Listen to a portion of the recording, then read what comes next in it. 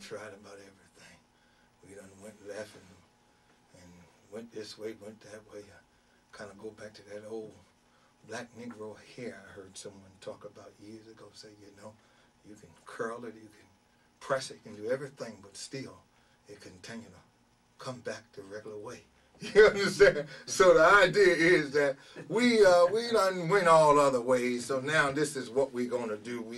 We're gonna, you know, build our community, and thank God that God help us with this. May God be with us. Listen, today we have two young men that's gonna deliver the final speeches for the Martin Luther King. I want them to come up here and introduce themselves and tell the public where they're from. You're going first, is that right, or is she going first? Yeah, she's going first. You're going to go first? Why don't you go first and let her jump off of your back so she see a little confidence, and then you go. Because somebody got to go, because you know time is going. You know, we only got a half an hour, so come on and deliver the message. Introduce yourself. Good afternoon, everybody. My name is Christopher Cooper.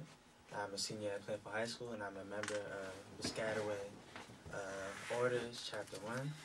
And the speech I'm going to do today is Where Are We Going? From King's 1967 book, Where Do We Go From Here? Chaos or Community? In the treatment of poverty nationally, one fact stands out. There are twice as many white poor as Negro poor in the United States. Therefore, I will not dwell on experiences of poverty that derive from racial discrimination, but will discuss the poverty that affects white and Negro alike. Up to recently, we have proceeded from a premise that poverty is a consequence of multiple evils: lack of education, restricting job opportunities, poor housing which stultified home life and suppressive initiative, fragile family relationships which distorted personality development.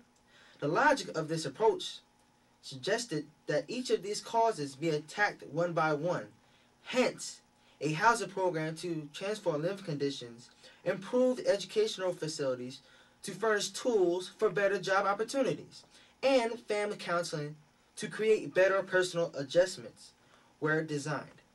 In combination, these measures were intended to remove the causes of poverty.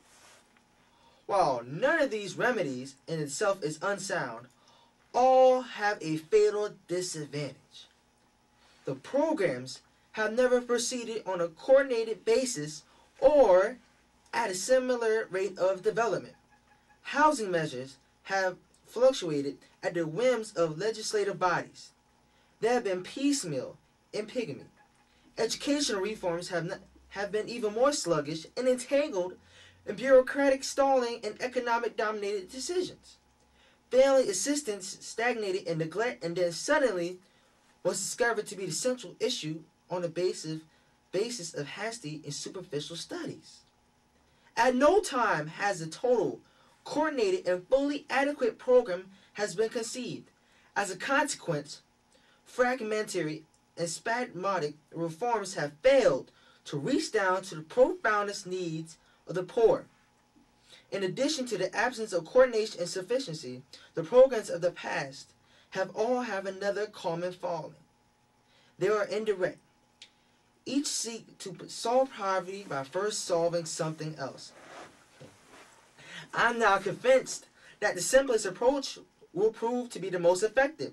The solution to poverty is to abolish it directly by a now widely discussed measure, the guaranteed income. Earlier in the century, the proposal would have been greeted with ridicule and denunciation as a destructive initiative and responsibility. At that time, economic status was considered the measure of the individual's abilities and talents. In the simplistic thinking of the day, the absence of worldly goods indicated a want of industrious habits and moral fiber.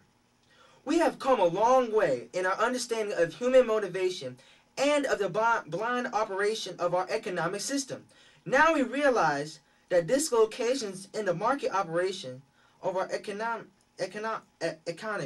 and the prevalence of discrimination thrust people into idleness and bind them in a constant or frequent unemployment against their will. The poor are less often dismissed from our conscience today by being branded as inferior and incompetent.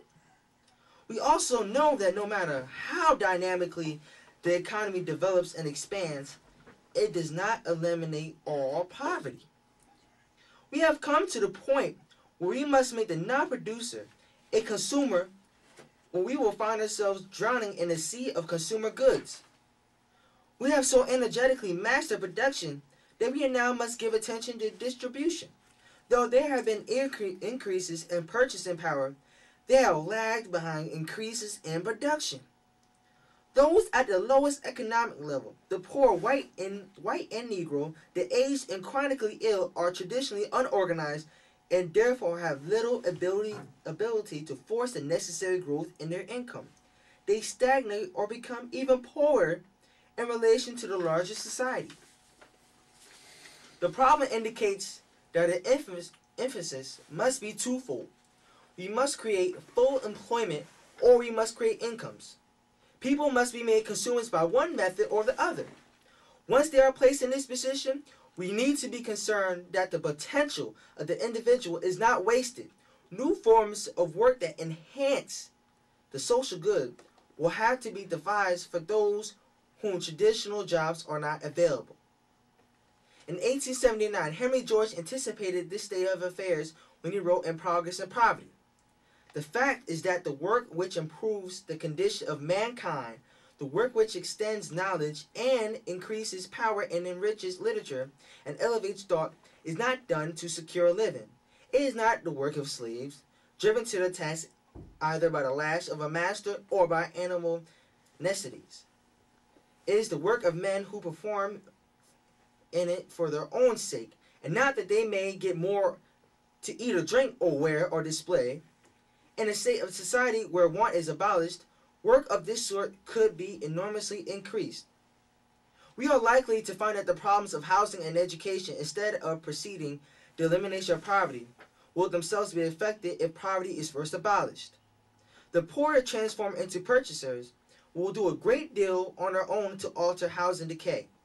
Negroes who have a double disability will have a greater effect on discrimination when they have the additional weapon of cash to use in their struggle.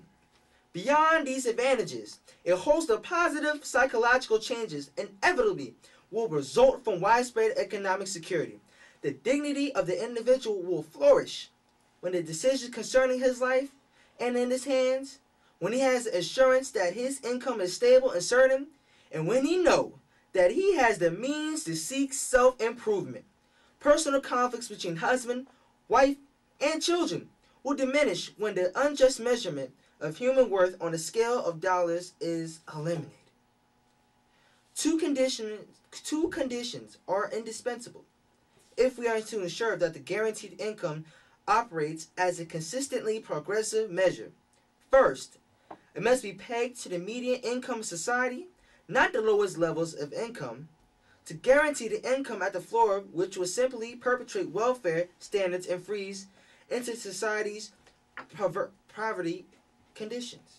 Second, the guaranteed income must be dynamic. It must automatically increase as the total social income grows. Were it permitted to remain static under growth conditions, the recipients will suffer a relative decline. If periodic reviews disclose that the whole national income has risen, then the guaranteed income will have to be adjusted upward by the same percentage. Without these safeguards, a creeping retrogression would occur, nullifying the gains of security and stability. This proposal is not a civil rights program in the sense that the term is currently used. The program would benefit all the poor, including the 2/3 of them who are white. I hope that both Negro and white will act in coalition to effect this change, because their combined strength will be necessary to overcome the fierce opposition we must realistically anticipate. Our nation's adjustment to a new mode of thinking will be facilitated if we realize that for nearly 40 years, two groups in our society have already been enjoying a guaranteed income. Indeed, it is a symptom of our confused social values that these two groups turn out to be the richest and the poorest, the wealthy whose own securities have always had an insured income, In their polar opposite, the relieved client has been guaranteed an income. However, men